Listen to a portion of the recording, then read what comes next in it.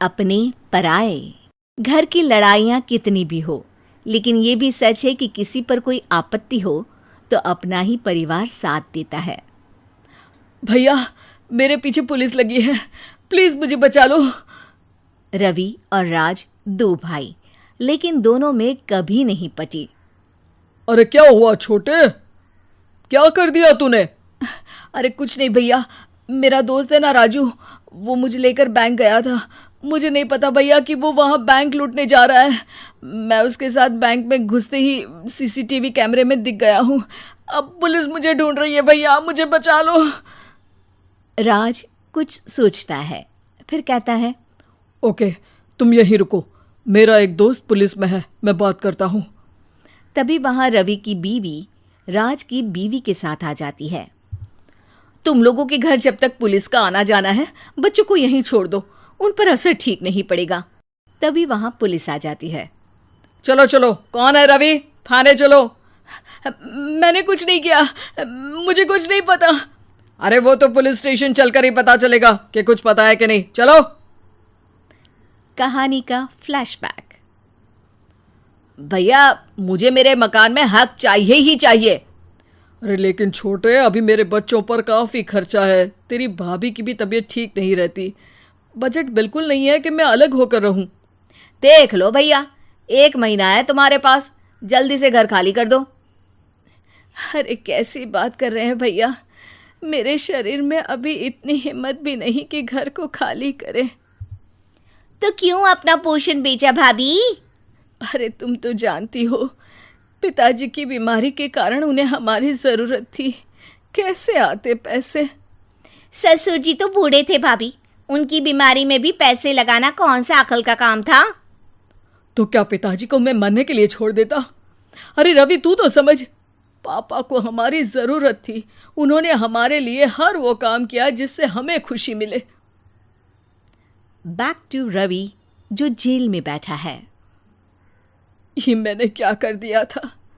मैं ना पिता का हुआ ना ही भैया का। मेरे साथ जो हो रहा है ठीक ही हो रहा है। तभी वहां पुलिस वाला आता है। रवि, तुमसे कोई मिलने आया है। भाभी, आप यहाँ क्यों आई? पुलिस स्टेशन है ये भाभी। भैया, आपकी जगह मेरा भाई होता तो क्या मैं नहीं आती? अच्छा, ये खाना ले लीजिए, खा लीजिएगा। आपके भैया लगे हैं वकीलों और पुलिस वालों से बात करने में, डरने की कोई बात नहीं। जब आपने गुनाह किया ही नहीं तो सज़ा भी नहीं मिलेगी। रवि भाभी को देखकर रोने लगता है। घर में साक्षी चुपचाप बैठी होती है कि तभी सोनम कहती है, अरे साक्षी, क्या हुआ, परेशान क्यों हो रही हो? भाभी, अभी अभी पुलिस स्टेशन से खबर आई है, इन्हें बड़े जेल में शिफ्ट किया जा रहा है। मैं क्या करूंगी भाभी? रो मत, हम अच्छे से अच्छा वकील करेंगे। लेकिन उसमें तो बड़े पैसे लगेंगे दीदी, हम इतना पैसा कहाँ से लाएंगे? अरे क्यों, ये मकान है ना, और मेरे कुछ गहने भी है। साक्षी की आंखों में पानी आ जाता है। पर दीदी, ये तो आप और भैया की मेहनत की कमाई है।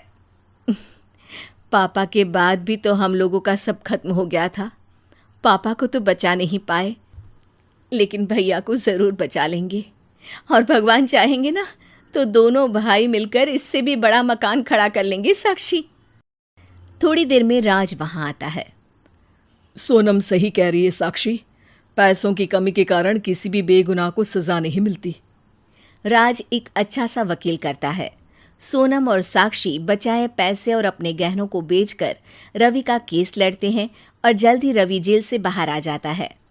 रवि राज को गले लगाकर कहता है, भैया मुझे माफ़ कर दो, मुझे साक्षी ने सब कुछ बताया है। भैया, आपने मुझ पर विश्वास किया, मेरे लिए दिन रात मेहनत की, भाभी ने अपने गहने तक बेच दिए। भैया, आपने तो पापा के लिए भी पैसे नहीं देखे, लेकिन मैं बहुत ही सेल्फिश निकला। भैया, एक आखिरी बार मुझे माफ़ कर दो, मैं शर्मिंदा हूँ। अरे भाई, अपने तो अपने ही होते हैं, पापा ने हमारे लिए क्या नहीं किया, ये तुम्हें बताने की ज़रूरत नहीं है मुझे। और फिर तू तो मेरा भाई है। पैसे से बढ़कर रिश्ते होते हैं भाई।